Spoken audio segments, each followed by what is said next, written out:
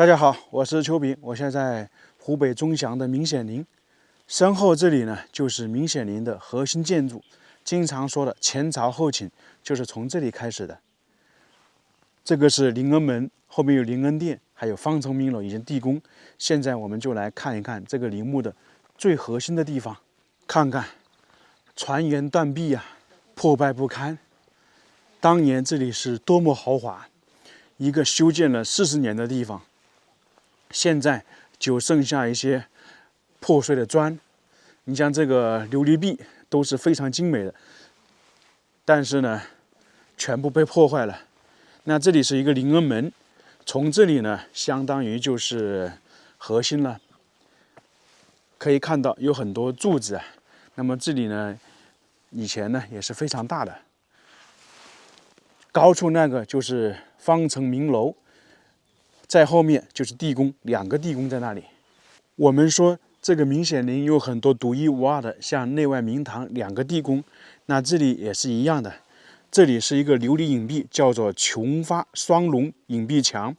有这样一句话嘛：“一望琼发真怒放，飞越群山人喜从天降。”意思说琼发开放就是跨越群山，传递喜事。因为他既然是皇帝嘛，肯定是大富大贵，所以呢。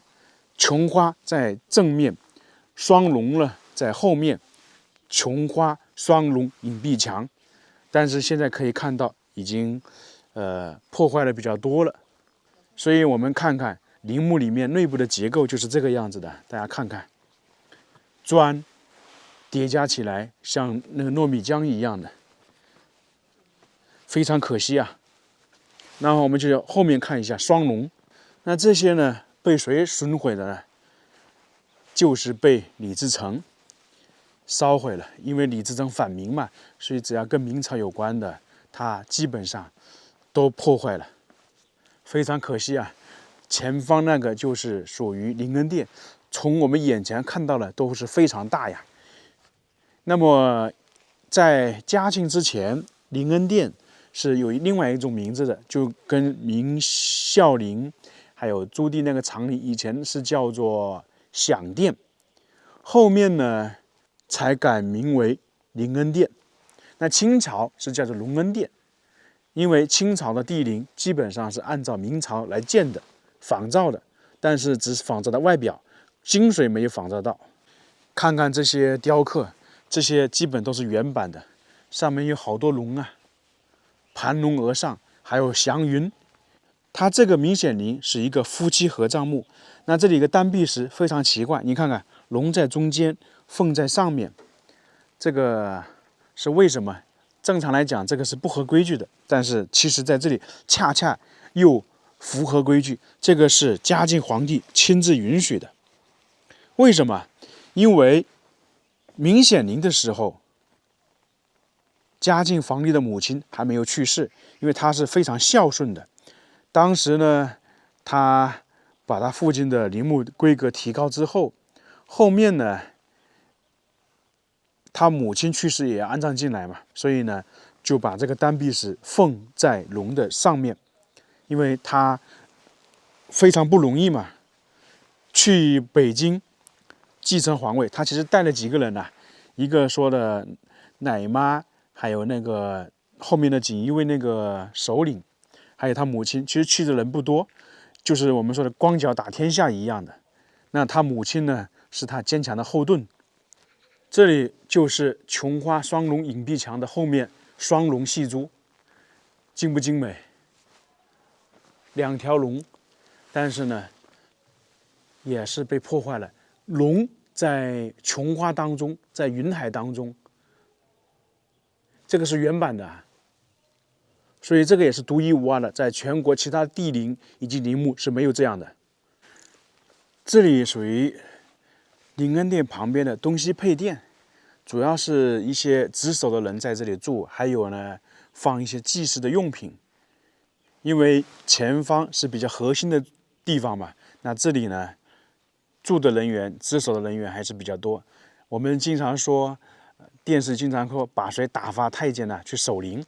他们可能就是在这个地方，看起来确实是非常精美啊！大家见过这么豪华的帝陵没有？这些龙头啊，超级大呀！可能当时他们水啊，就是从这边哪里出来的。这里就是灵恩殿，是建于1525年，明朝就是从这里开始啊，享殿变成灵恩殿的。尽管说我们看到其他一些明朝的帝陵也是叫灵恩殿，但是大家要知道是从什么时候开始的。面阔五间，非常大呀，95至尊嘛。而且可以看到这些柱子非常大的，你看看基座都这么大，那柱子也差不多。它们全是由金丝楠木制作而成。给大家说一个东西，这里是灵恩殿，是祭祀和放置神牌的地方，就是皇帝、皇后这些牌位还有神像是放在这里的。那么祭祀的时候啊，皇帝只能到前方某个位置啊，那就不能再往前走了。就是他们祭祀到了这个地方就截止了，就不往后面走了。可以看到破坏的太厉害了，就剩下这些石头啊、砖呐、李自成一把大火把它烧掉了。这里再往前走一点，后面就是方城明楼，然后上面2个望天吼守护陵墓的。那这里其实以前也是一道大门，因为后面就是地宫嘛。再往前看一个比较独特的东西啊，这里看到是什么？是十五供。十五供是什么时候开始的呢？从朱棣的长陵开始，烛台、香炉、花瓶是这么区分的。这里就是方城明楼，上面还有个显灵，里面有个碑啊，是嘉靖皇帝亲自写的。等一下我们能看到。这个是不是跟明孝陵的有点相像啊？因为都是一脉相承的嘛。然后前面还有个哑巴院。那这个地方大家看看，是像有台阶一样的，是倒过来的。那这里是叫做江叉，什么意思呢？哈，我们给大家体验一下。你如果走在上面，你是不能抬头的，你抬头或者站直的人就会往后倒。你往前走的话，就一定得那个弯着腰，这是相当于你去看皇帝的话，大家都知道古代有规矩，不能直面皇帝，你必须低着头弯着腰去见皇帝。所以呢，这里设计的就是这种风格，都是有含义的。走上来还比较难的。那这些巨大的石头，太那个了，太难了。不知道当时怎么弄的。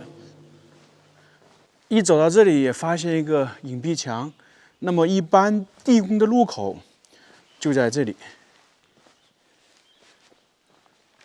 就在隐蔽墙的后面吧。一般明清的帝王陵好像都是这样的，反正清朝的是这样。现在已经站在方城明楼上面了，从这里再看一下灵恩殿，建筑很大呀。其实这里如果我们说的建房子都相当于一个别墅了，外面是内明堂、龙林神道，然后一直建筑出去，这个位置还是非常不错的。就是可惜了这些庞大的建筑被烧毁了。这一块是皇帝碑，宫内献皇帝之陵，这个是谁写的呢？是嘉靖皇帝亲自写的。大家看一点，两边的颜色是不是不一样的？那么这个在明末的时候是被破坏了，现在重新修建修复了。两边这个是新的，中间这个几个字呢是原版的，所以大家应该能够看得出来。因为被李自成一大火烧了之后，这里很多建筑呢被破坏了，包括我们现在站在这里方城明楼上面的明楼啊，也是被烧毁了，重新修建的。后面这个土堆就是属于宝城、宝鼎，也是地宫。那这里有2个地宫，为什么呢？说的简单一点啊，最开始安葬的时候，它还是属于王爷，那么属于一个藩王，自然建造的话，里面地宫也好，各方面的话都不是太大，就是简单的一个藩王。那后面呢，由于改成帝王陵，那么下面呢已经我们说的不符合形制嘛、规矩嘛，就在后面重新修建了一个宝城、宝鼎。那么后面呢就把它迁移过去。最后呢，嘉靖的皇帝的母亲去世之后，也是安葬在后面地宫里面的。其实最开始的时候啊，这个地方还没有打算扩建成帝王陵。当时呢，嘉靖皇帝是在北京啊13陵那边修建了一个陵墓，说是给他父母用的。但是呢，尽管说大礼仪盛了，在北京修建帝王陵还是遭到全体大臣的反对。后来呢，没办法，就只能在这个地方修建陵墓，把它扩建了。最后他母亲合葬呢，就在这个地方。这个宝城宝鼎还是挺大的，它两个的形制啊有点不一样，一个是椭圆形，一个是圆形，天圆地方嘛。前宝城建于1519年，就是当时嘉靖皇帝父亲病逝之后，是按照藩王的规制所建，呈椭圆形，东西宽112米，南北长125米。那后宝城建于1539年，呈正圆形，天圆地方嘛。那么两座宝城之间呢，以瑶台相连，呈哑铃状，或者是说呈一个八字形，在中国历代帝陵中是绝无仅有的。就是说有两个地宫，两个墓冢，这个绝对是没有的。所以说是非常奇怪，与众不同吧？大家说是不是？所以明朝还是非常有意思的。那个地方是后宝城的隐蔽墙，这里都是交叉形式的，因为这里来的人少，所以呢也没有修复。不知道地宫的入口是不是就在那个地方啊？反正它两个地宫呢是连接的，下面应该还是有一个通道。因为当时就地宫迁移的时候，它的棺椁是从前宝城里下面有一条通道运送到后宝城的，不经过上面的。从这里看了有两个地宫，也能够想象到这个陵墓当年的豪华程度。